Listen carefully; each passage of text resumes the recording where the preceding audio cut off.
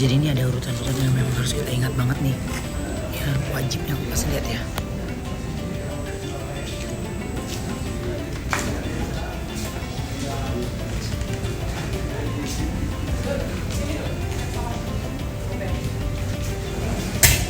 Ya, mungkin saat lagi di hotel ya, lagi siap-siap mau mau bersih-bersih ya, menyiapkan diri, buka HP, ngelihat chat, ngelihat Instagram, muncullah pikiran, kayaknya saya kerja orang tahu nih kalau saya lagi haji.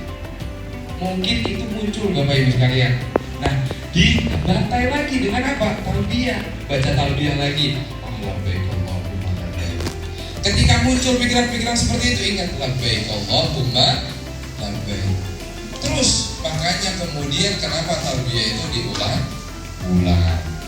Jadi seperti itu Bapak Ibu sekalian, lengkap sudah Islam itu memberikan ajaran, memberikan tuntunan dan juga syariatnya. Kita gak cuma dilepas, ini saya wajibkan kamu berhaji, sekali kalian berhaji, tapi detailnya itu juga dijelaskan Bapak Ibu sekalian.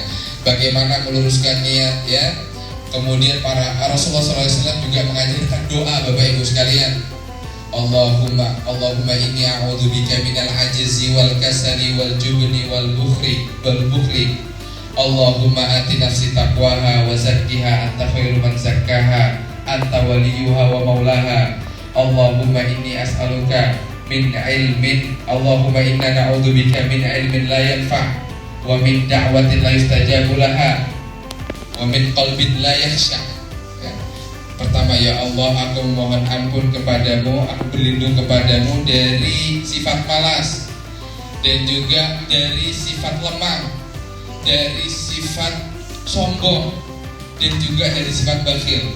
Ya Allah, bersihkanlah hatiku. Allahumma ati nafsi zakaha. Ya Allah, datangkanlah kepada ruhku ini kesucian hati, kepada jiwaku ini kesucian hati. Wa zakiyah, dan sucikanlah. Itu kita bahasa itu menuntut Allah. Anta khairu man zakkaha, sesungguhnya engkau Allah Subhanahu wa taala adalah sebaik-baik penyuci jiwa. Anta waliyuha wa maulaha, engkaulah yang menjaga dan mengatur hati ini, ya. Itu kita membuktikan, kita ingin berdoa ini Bapak Ibu sekalian, kita ingin menyampaikan apa? Kita ingin menyampaikan kepada Allah, wahai Allah Subhanahu wa taala, ini hati milik Allah.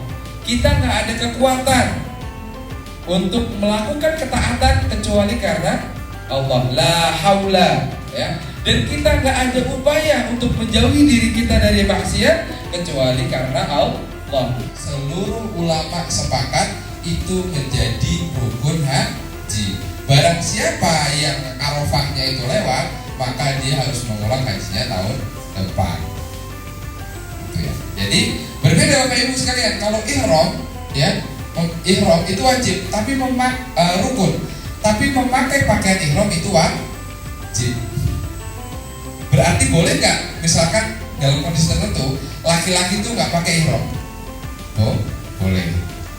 Tapi kondisi tertentu, dia berdosa, tapi dia hajinya tetap sah, mengurangi pahala hajinya atau umrohnya. Nah, kemudian dari Mekah Bapak Ibu, dari Arafah Bapak Ibu sekalian, ya, kita menunggu nanti di Arafah paling sampai itu sekitar jam 6 jam 7 pagi. Arafah itu mulai zawalus syams atau tergelincirnya matahari sampai ketemu maghrib. Nah, apa yang kita lakukan dari jam 7 pagi sampai jam 12 siang, ya, kita istirahat Bapak Ibu sekalian. Nyiapin tenaga untuk wukuf. Ya, dari jam 7 sampai jam 12 nggak usah memaksakan diri kita untuk kemudian tasbih duha atau mungkin zikir terus sampai ini ya, sampai zuhur, nggak apa-apa. Misalkan kamu sholat duha, tapi perbanyak istirahat.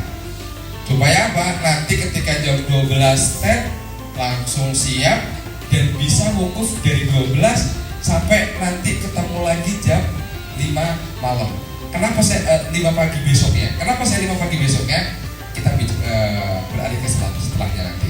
Jadi dari jam 12 sampai jam maghrib itu kita wukuf di Arafah.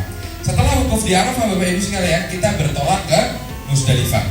Nah, dari rangkaian jam 12 siang tadi sampai Musdalifah itu kesempatan untuk tidur dikit Bapak Ibu. Maka saya tadi sarankan dari jam 7 pagi sampai jam 12 siang itu mending istirahat. Karena setelah itu benar-benar dihantam terus.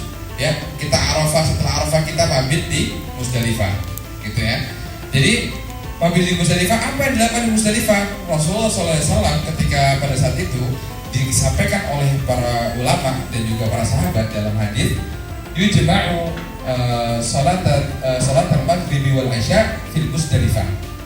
Beliau menjamak sholat maghrib dan juga sholat isya di Musdalifah. Maka kalau memang nanti arahan dari tim kita untuk kemudian turun di Musdalifah, maka sholat maghrib dan juga isya itu bukan di Arafah. Nanti mungkin ada kesempatan Bapak Ibu sekalian untuk bisa sholat, tapi tetap ikuti arahan dari pembimbing, ikuti arahan dari tim, kita berangkat atau sholat dulu. Ya. Jadi dari Musdalifah nanti kita akan langsung ke Masjidil Haram untuk melaksanakan tawaf dan juga sa'i, ya, tawaf ifadah.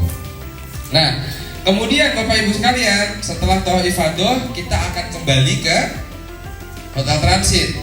Ya, hotel transit untuk apa? Untuk lepas baju ihram dan sebagainya, kita pakai pakaian biasa. Ya, tentunya setelah tahallul ya.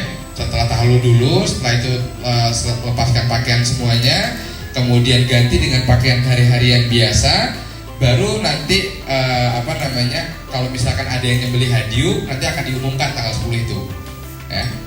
Ya, alhamdulillah kurban Bapak Ibu telah disembelih. Ya, biasanya kayak gitu ya Bapak Ibu ya.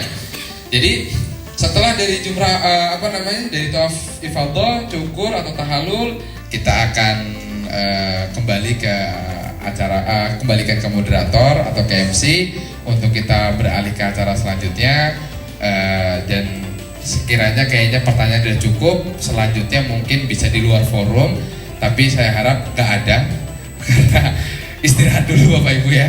Nanti setelah istirahat sambil makan kita ngobrol-ngobrol, nggak masalah.